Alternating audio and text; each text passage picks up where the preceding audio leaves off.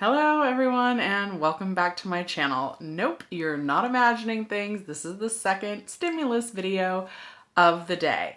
And this is kind of why I've always been hesitant to do stimulus videos until something actually happens, because most of the time it amounts to nothing. Just like my earlier video today. When I posted that, my line of thinking was, oh, this is great. This is a bipartisan deal and it's pretty big coming from the Senate, so maybe they'll be able to finally agree on something. And to me, it's frustrating that they would waste their time writing a bill that they knew that Mitch McConnell wasn't going to get behind. Like, he leads the Senate. Shouldn't he kind of be like the boss and kind of dictating how they spend their time and saying, hey guys, don't work on that project because I'm not even going to put it on the floor, which is what he said. And after I posted the earlier video outlining the bipartisan Senate stimulus bill, which was just a proposal, by the time I was done filming, editing, and uploading that video, 2 more bills have been announced. So I will go ahead and talk about the differences of those. I don't know if anything's going to happen with it. I'm certainly frustrated because I thought that this was some movement in the right direction, and I guess it still is. It means that both the House, the Senate, and Mitch McConnell are all thinking about stimulus, which hopefully means that none of them are just going to completely leave us out in the cold, high and dry with nothing. Hopefully this means that there's forward movement and that there will be a unified decision and forward movement soon. So here's what has transpired with the new bills since the last video today. If you are appreciating the content, please take a moment and like, comment, subscribe, hit the notification bell, and share the video with anyone that might find it useful. It really helps YouTube show my channel to more people, and I appreciate it. Okay, so again, there were 3 different bill proposals that were announced today. And again, that's good because everybody's talking about it.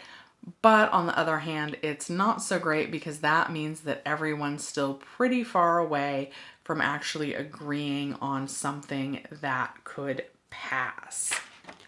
So here's what we know about these proposed bills. Mitch McConnell has said that the $908 billion bipartisan stimulus proposal that the Senate put forward earlier today is not going to be put on the floor for a vote. He kind of indicated that he doesn't think that the president would sign off on it, and he would rather focus on something that he does think the president would sign off on.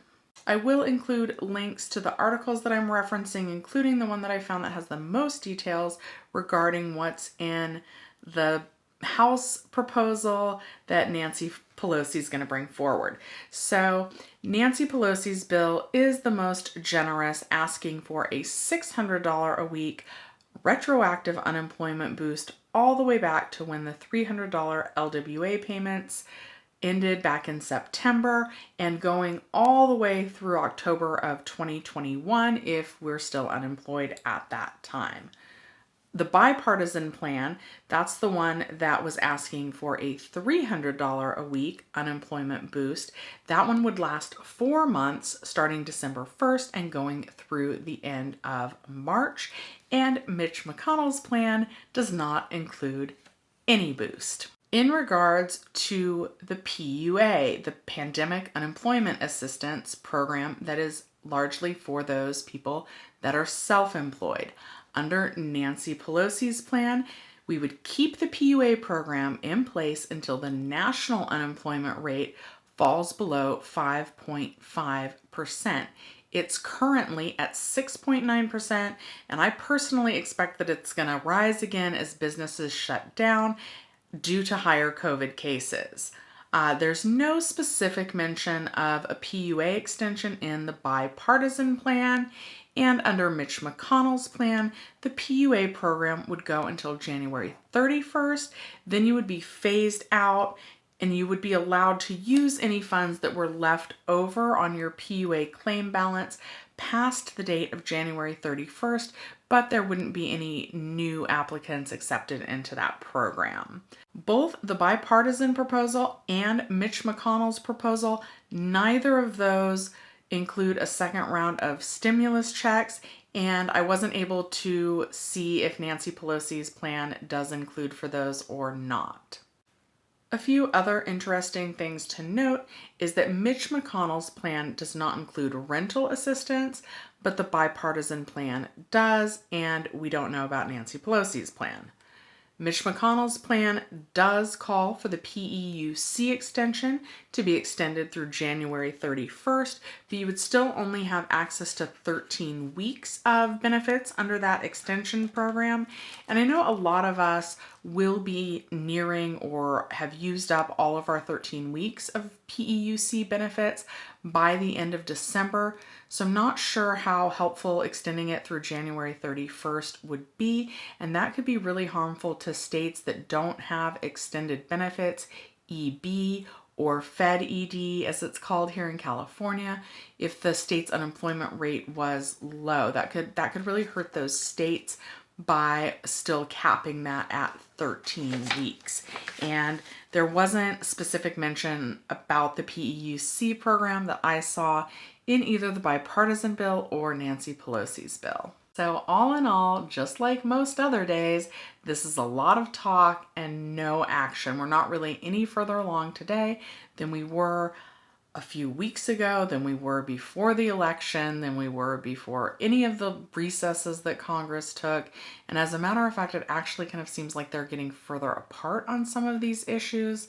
So it's just really frustrating for me. And I know it's frustrating for a lot of you guys because we're all waiting on that in order to pay our bills. I still stand by encouraging everyone to call your local government officials and voicing your opinions, letting them know that you want them to get on the same page, that you want them to pass a generous stimulus bill, and that you want them to do it ASAP.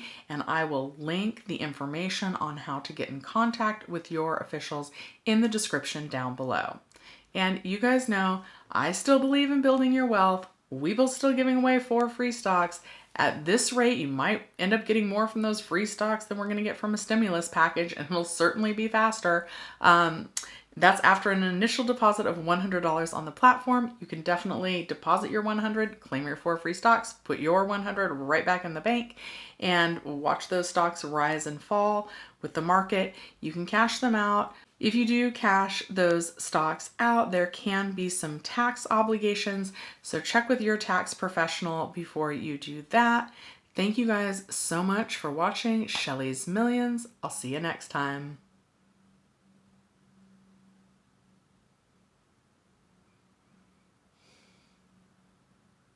I can't believe them. I really can't.